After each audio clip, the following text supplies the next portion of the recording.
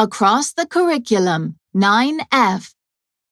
Exercise 1, page 108.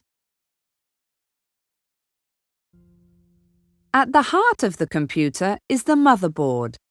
It is the largest circuit board in a computer, and all the other smaller circuit boards are connected to it. On the motherboard, there is a microchip called the Central Processing Unit, or CPU, which is basically the brain and command center of the computer. The CPU interprets software programs and sends commands to all the other parts of the computer. The BIOS, Basic Input-Output System, is special software usually stored on the motherboard.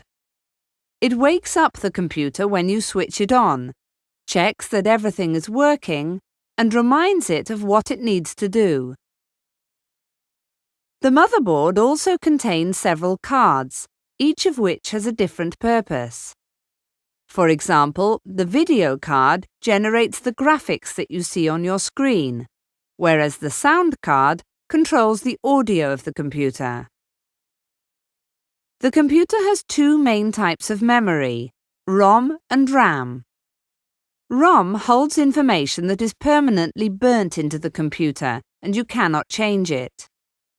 RAM, on the other hand, is like a short-term memory that you can access and change, but once you turn off the computer, it forgets everything.